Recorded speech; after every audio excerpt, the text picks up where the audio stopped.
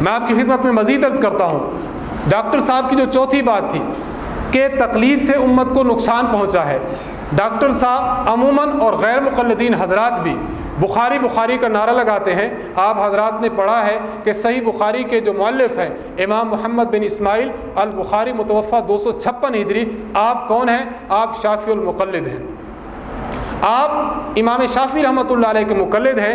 جب امام بخاری رحمۃ اللہ علیہ شافعی المسلک ہیں، اگر تقلید سے امت کو نقصان پہنچا ہے تو اس کا مطلب ہے کہ صحیح بخاری سے سب سے بڑا نقصان پہنچے گا، صحیح مسلم سے سب سے بڑا نقصان پہنچے گا۔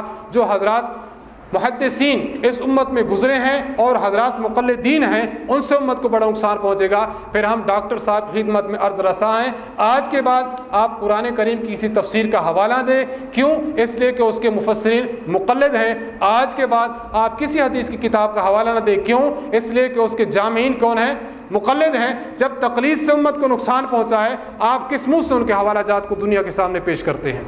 4 باتیں ہو گئی۔ نمبر 5، ڈاکٹر ذاکر نائک نے اس بات میں ایک اور بات بھی کی ہے۔ ڈاکٹر صاحب کہتے ہیں کہ دیکھیں، یہ باتیں میں اس لیے آپ خدمت میں تفصیل سے عرض کر رہا ہوں کہ یہ باتیں آپ حضرات نے سنی بھی ہیں یا شاید سن چکے ہوں۔ ڈاکٹر صاحب کہتے ہیں کہ دیکھیں، چاروں ائمہ نے کہا ہے کہ اگر ہمارا کوئی بھی فتویٰ آپ کو قرآن اور حدیث سے ٹکراتا ہوا ملے، میرے فتوے کو چھوڑ دو اور قرآن اور حدیث پر عمل کر دو۔ لہذا میں نے امام ابو حنیفہ رحمۃ اللہ علیہ کا ایک مسئلہ دیکھا۔ امام ابو حنیفہ رحمۃ اللہ علیہ فرماتے ہیں کہ جب بندہ نماز پڑھ رہا ہو، سورۃ الفاتحہ پڑھے، غیر المغضوب علیہم ولا الضالین کہے تو آمین آہستہ کہے۔ یہ ہے امام ابو حنیفہ کا فتویٰ۔ لیکن میں جب دیکھتا ہوں صحیح بخاری میں کئی حدیثیں، رسول اللہ صلی اللہ علیہ وسلم فرماتے ہیں when you finish your فاتحہ you say آمین loudly, so I say آمین loudly۔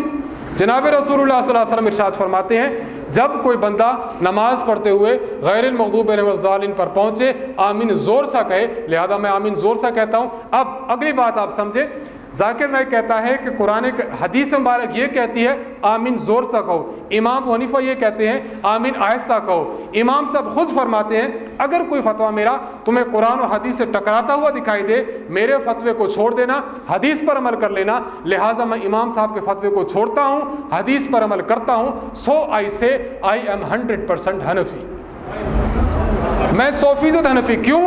میں امام صاحب کی اور باتوں کو بھی مانتا ہوں، اس بات کو بھی مانتا ہوں۔ باقی لوگ میرے حساب سے 80% حنفی ہیں۔ کیوں؟ اس لیے کہ امام صاحب کی زیادہ باتوں کو مانتے ہیں، اس بات کو نہیں مانتے، لہذا میں 100% حنفی ہوں۔ آؤ، تھوڑی دیر پہلے آپ نے یہ فرمایا تھا کہ تقلید سے امت کو نقصان پہنچا، مقلد نہیں ہونا چاہیے۔ اب آپ کتنے % حنفی ہیں؟ 100% حنفی ہیں۔ آپ کی تو ایک ہی نشست کی بات میں کھلا تضاد ہے۔